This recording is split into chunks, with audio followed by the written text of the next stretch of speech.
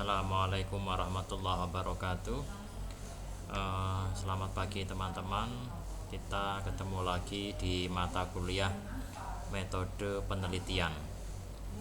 Pada kesempatan kali ini kita akan membahas tentang perumusan masalah dalam penelitian, yang mana perumusan masalah dalam penelitian itu nanti jatuhnya kalau teman-teman menyusun proposal itu ada di bab 1. Nah, hari ini kita akan membahas bagaimana sih cara merumuskan masalah dan dari mana saja sumber masalah itu berasal. Akan kita bahas secara lebih dalam pada kesempatan kali ini. Sebagaimana diketahui bahwa sebelum melakukan penelitian maka teman-teman harus menyusun dulu namanya proposal penelitian ya. Berarti teman-teman harus ada di langkah ini, menyusun proposal penelitian. Nah, oleh karena itu penting bagi teman-teman untuk mengikuti mata kuliah metode penelitian atau metodologi penelitian. Setelah proposal jadi kemudian diujikan ya, maka langkah selanjutnya adalah teman-teman akan melaksanakan penelitian. Nah, jadi bagaimana penelitian itu dilaksanakan? Nah, itu nanti ada di sini ya, proses pelaksanaan penelitian. Ya, dan nanti mengumpulkan data, membuat instrumen, merencanakan, membuat instrumen, mengumpulkan data dan lain sebagainya. Setelah data terkumpul, maka langkah selanjutnya adalah melakukan analisis terhadap data tersebut. Jadi data yang sudah terkumpul nanti akan dilakukan analisis. Jika penelitian itu kualitatif, ya dianalisis secara kualitatif. Jika kuantitatif, maka akan dianalisis secara kuantitatif ya. Nanti tergantung, jika itu kuantitatif ya teman-teman harus menghitung berdasarkan dari analisis statistik misalnya, atau kuantitatif misalnya dan lain sebagainya. Setelah dianalisis, setelah dikumpulkan, dilaksanakan, dikumpulkan dan dianalisis, maka teman-teman akan fase terakhir, yaitu membuat laporan penelitian. Ada di sini ya. Laporan penelitian itu terdiri dari bab 1 sampai dengan bab 5. Bab 5 isinya kesimpulan.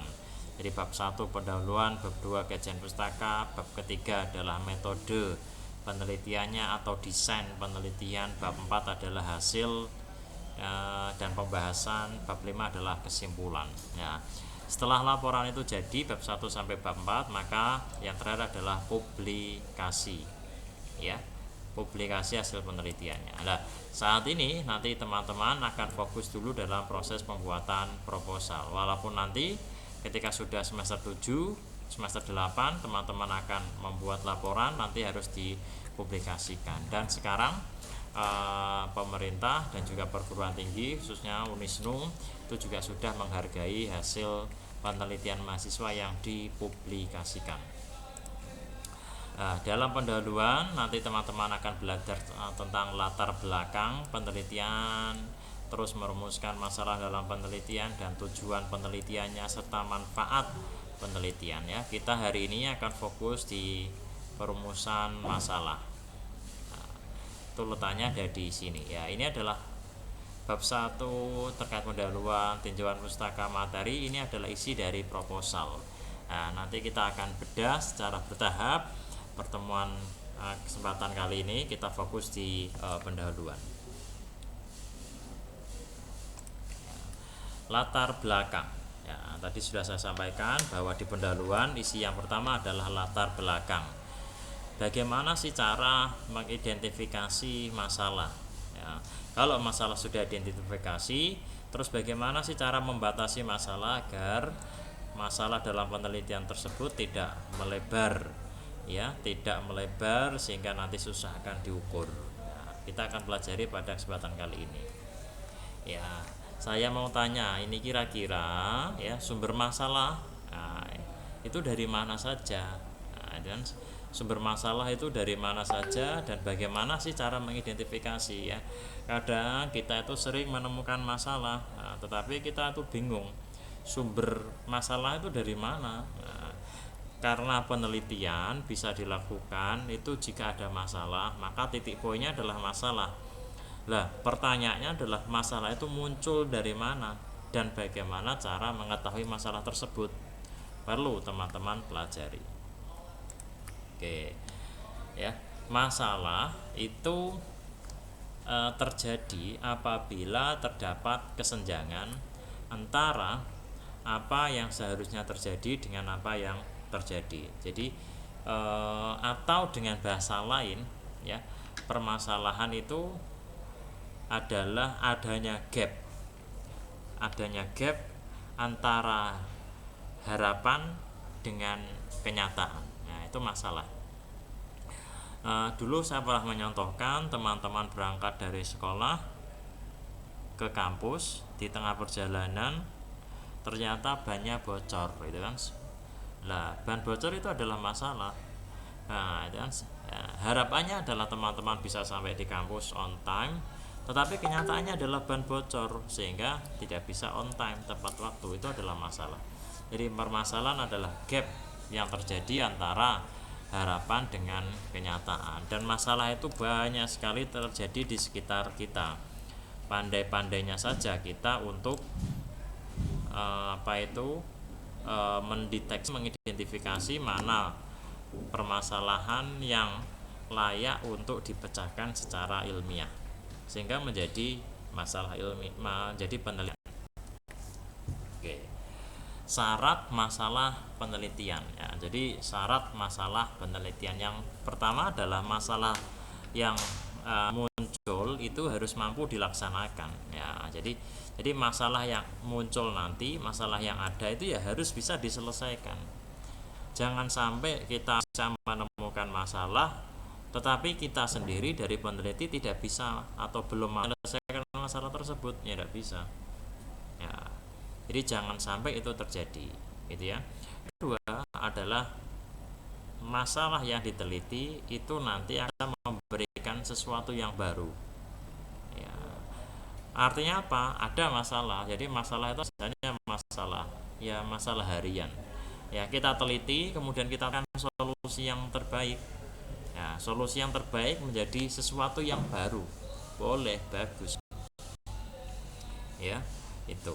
Ya, dulu misalnya orang mau memotret itu dari bawah, kalau motret melihat view dari atas berarti kita dulu harus pergi dulu ke lantai 4, lantai 5 itu kan. Sekarang enggak usah, kan sudah ada drone ya. Drone yang dibuat itu kan membuatkan sesuatu yang baru, memecahkan masalah. Yang ketiga adalah permasalahan etis dan relevan ya. Ini etis dan relevan. Jadi jangan sampai kita mencari Allah tapi permasalahan tersebut adalah isu-isu yang sebenarnya tidak etis, kan? Kita hindari ya. Kriteria merumuskan masalah diberikan dengan ringkas, akurat, memungkinkan penjelasan atau pengujian secara empiris. Jadi masalah itu singkat, ringkas saja lah, ringkas, akurat, dan artinya akurat, terukur, nanti ada datanya ya. Rumusan masalah dapat berbentuk kalimat tanya. Nah, kalau nanti teman-teman buat masalah ya dalam bentuk kalimat tanya. Kalimat tanyanya ya dan what, why, ya itu ya, how lah. Jadi kalau perguruannya kan adalah how, bagaimana ya. Misalnya adalah bagaimana proses pembelajaran bahasa Inggris di kelas apa ya, diawali dengan how. Walaupun masalah yang diteliti bersifat kompleks, rumusnya harus sedemikian jelas, ditafsirkan secara berbeda-beda ya. Jadi masalahnya itu sebenarnya rigid ya, tetapi rumusan masalah bisa memahamkan pembaca. Merumuskan judul penelitian ya. Judul penelitian itu merupakan cerminan isi dari penelitian dilakukan ya.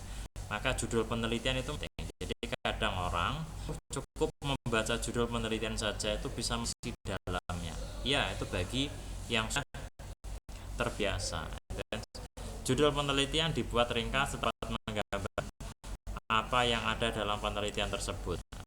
Makanya judul penelitian itu kadang mengandung objek yang diteliti, metode penelitiannya, kapan, waktu, dan tempat. Itu. Judul penelitian merupakan hasil perumusan hipotesis yang penelitiannya.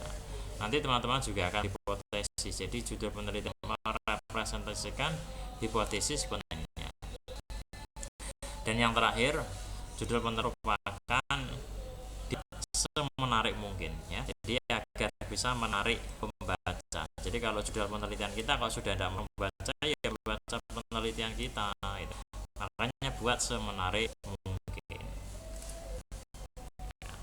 Penting salah penelitian. Ya ingat suatu penelitian itu bermasalahan. Jadi kalau tidak ada kesalahan ya tidak bisa gitu kan. Adanya masalah merupakan itu dilaksanakan penelitian. Jadi masalah itu menjadi starting pointnya. Ya, artinya permasalahan biasanya di dalam latar belakang penelitian.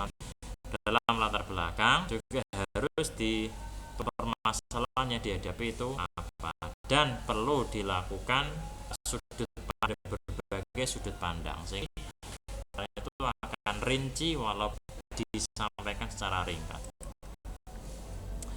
Memilih masalah penelitian satu, pilihlah masalah penelitian yang baru. Contohnya sekarang pandemi, ya teliti tentang ini. Gitu. Tapi kalau pandemi sudah tidak, ya, kalau saya sendiri meneliti ya, bagi saya sudah tidak relevan. Pandemi sudah mau berakhir, ya. Harus menyongsong pandemi. Makanya saya sendiri merancang untuk penelitian yang dilaksanakan secara pandemi. Ya, jadi pelajaran post adalah post education itu sepak tangan bagi peneliti termasuk saya. Ya. Jadi kalau makanya teman-teman di jurusan PBI yang masih mati dan berkutat dengan isu-isu pandemi, ya, mengajukan judul isu pandemi sudah saya tahu. Ya, kenapa? Oke, judul saya ACC tapi kan ujian 4 atau 5 bulan yang akan datang. Ya, saya ini mengambil keputusan 4-5 bulan ke depan pembelajaran di masa pandemi masih menjadi isu atau tidak harus difikirkan. Ya, dalam cara saya yang men-screening jadwal timbangan alihkan. Ya, jadi teman-teman sudah mengukur meneliti kebijakan atau penerapan melaksanakan pandemi. Ya. Masalah itu harus aktual, up-to-date, dan terus aktif ya. Jadi masalah ya terlalu update lah. Jadi satu saja dalam melaksanakan. Masalah harus ya. Kita mencari masalah kok tidak memadai arti luas cakupannya ya jangan kita lakukan pembatasan. Dan yang penting peran itu sesuai kemampuan peneliti ya. Makanya sering peneliti ngaca dulu ya, mengaca kita bisa melaksanakan jangan sampai tidak bisa makan kadung judul sudah di ACC, uji proposal sudah diujikan tidak melaksanakan, akhirnya jadi bumerang teman-teman. Seperti itu bagi bayar nanti bahaya ya. Tidak boleh kita membayar untuk mengerskripsi kita, itu melanggar TISAK ya. Bermasalah ini ada beberapa satu dari sudah minat pribadi, masalah soal